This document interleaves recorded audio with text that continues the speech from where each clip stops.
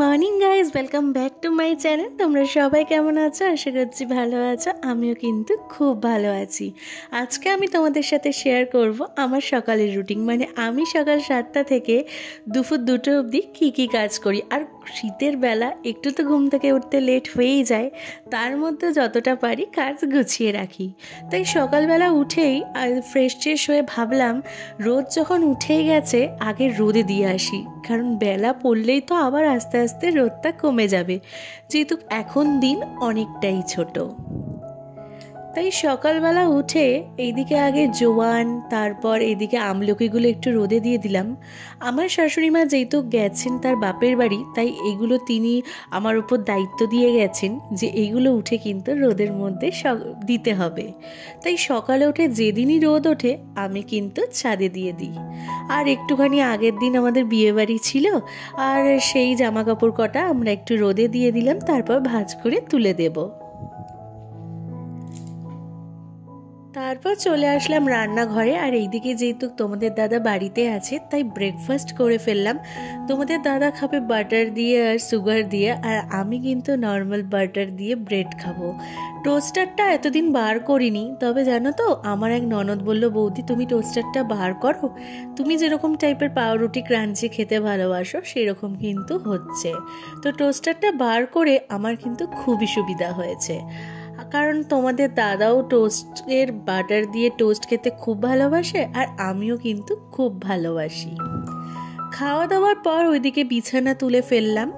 তারপর এইদিকে ভাবলাম ঘর টরগুলো ঝাড় দিয়ে দিই, কারণ আজকে রোদ উঠেছে, তাই কিন্তু আজকে যতটা পারবো কাছাকাছি করে নেব। কারণ শীতের বেলায় কখন রোদ উঠবে আর কখন উঠবে না কোনো গ্যারেন্টি নেই। তাই যেদিন যেদিন রোদ ওঠে সেদিন কিন্তু যত কাছাকাছি থাকে আমি সব কমপ্লিট করে ফেলি।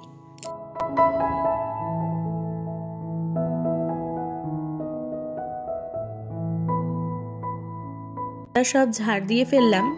এতটাও দায়িত্ব আমার ওপর থাকে না, খুব কমই থাকে, কিন্তু ওই যে বাড়িতে যখন শাশুড়ি মা না থাকেন তার পুরো দায়িত্বটাই কিন্তু বৌমার উপর এসে পড়েন। তো সেইটা যতটা পারি আমি সেই কর্তব্যটুকু পালন করছি। তারপর রান্নাঘরে এসে আজকে যেহেতু নিরামিষ রান্না করব ভেবেছি, তাই এদিকে ডাল করব আর দেখি কি করা যায়। তো এদিকে দেখো ডালটা বসিয়ে দিলাম, আর আমি কিন্তু এরকম মুগ ডাল ভেজেই রাখি, এতে কিন্তু ডালে পোকাও ধরে না বা ড্যামও খায় না।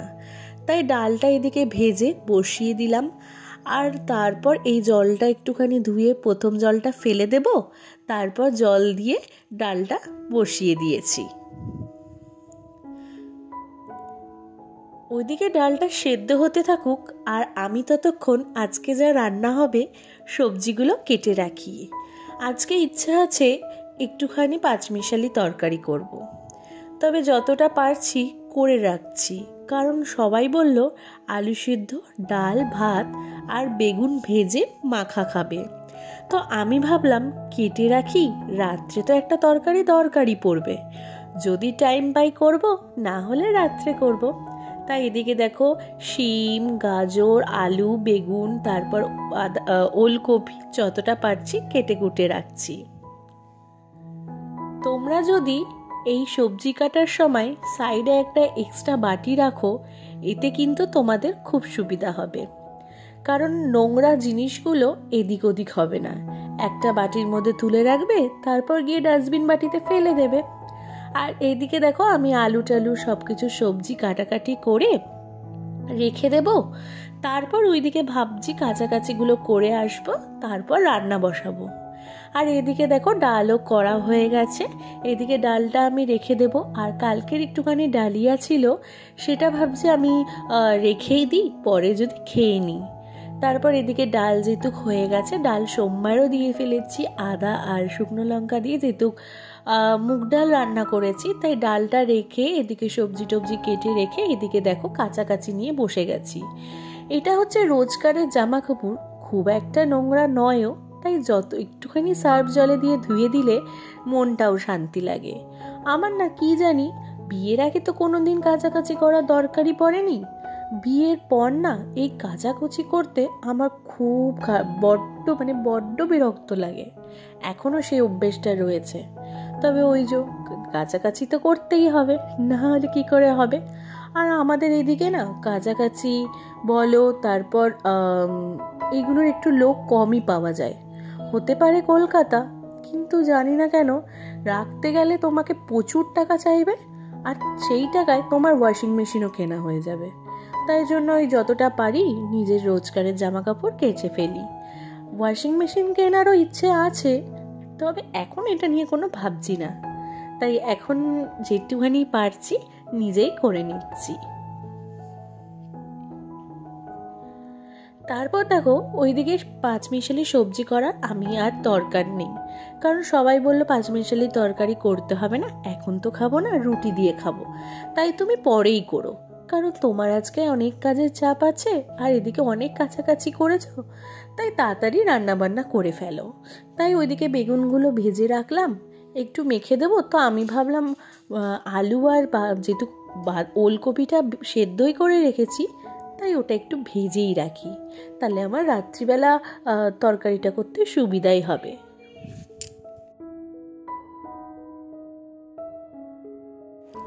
তারপর যা কাছাকাছি করেছি তোমাদের দাদা দেখছি এসে মেলা শুরুই করে দিয়েছে। তো আমিও ভাবলাম হাতে হাত লাগিয়ে দিই, কারণ 2 বালতি কাছাকাছি, তার বাগেও জামা কাপড় ছিল, তো অনেকটাই ও মেলে ফেলেছে, আমিও যতটা পারছি। তাই বললাম তুমি ওই দড়িতে মেলো, আমি এই দড়িতে মেলে ফেলি। তারপর এই কাছাকাছি করার পর এমনি সময় তো তোমাদের দাদা একটা কিছুতেও হেল্প করবে না, তাই ভাবলাম আজকে একটু বলে করেই হেল্প করাই, না হলে কিন্তু 1 গ্লাস জলও গড়িয়ে খায় না। তো বলতে নেই আজকে বলাতে কিন্তু তোমাদের দাদা আমাকে হেল্পও করে দিল, আর আমার ভাবলাম এই মুভমেন্টটা ক্যাপচার করে রাখি, সব সময় তো এই মুভমেন্টগুলো পাবো না, তো এই মুভমেন্টটা যখন পেয়েছি ক্যাপচার করতে ছাড়বো না। তারপর দেখো এদিকে রান্নাবান্না যেহেতু সব কিছু হয়ে গেছে, তো ওই দিক থেকে এসে আমি গ্যাস ট্যাস পরিষ্কার করে রাখছি, এদিকে মুছে টুছে, কারণ আমার না সঙ্গে সঙ্গে যদি পরিষ্কার করে ফেলি আমার কিন্তু ভালো লাগে, কারণ এই দেখো এঁঠোটাও জমে থাকে না আর নোংরাটাও হয়ে থাকে না। তো আমার গ্যাস সেরকম রান্না করতে গিয়ে নোংরা হয়ও না, তাও ওই যে একটু একটু তো ছিটাছুটি পড়বেই, তাই মুছেই রাখলাম। এদিকে মোছামুছি করার পর কটা বাসন জমেছে, ওগুলো ধুয়ে ফেলে তারপর স্নান করতে যাব। কিন্তু জানো তো যেহেতু কাজ করতে করতে বেলাই হয়ে গেছে, আমি ভাবলাম মোছামুছির পর এইদিকে যদি একটুখানি শ্বশুরের যেহেতু খাওয়ারও টাইম হয়ে আসছে, তো আমি দেখি কি করি, স্নান করে এসেও খেতে দেবো, আর নয় যদি বলে এখন খাবে তো খেতে দিয়ে দেবো। তো এইদিকে দেখো আমি বাসন টাসনগুলো সব জমেছে, আমি না প্রথমে জল ঝাড়িয়ে একটু ধুয়ে নিই, তাতে কিন্তু মাজতেও সুবিধা হয়। আর কড়াইতে জানো তো, কড়াই যেহেতু ভালোভাবে মাজতে হবে, তো আমি এখন নর্মালি মেজে রাখলাম, সেই তো রাত্রিবেলা আমাকে তরকারি করতেই হবে, আবার সেই তেলকিসটা পড়বেই, তো এর জন্য ভাবলাম এখন নর্মাল মেজে রাখি, তারপর ভালো মতো ঘষে পরের দিন মেজে দেবো। তো এইদিকে দেখো আমার সব কিছু মাঝামাঝি মোটামুটি হয়েই এসছে, এগুলোকে ধুয়ে এখন এখানে রাখবো, তারপর জল ঝারিয়ে উপর দিয়ে দেবো।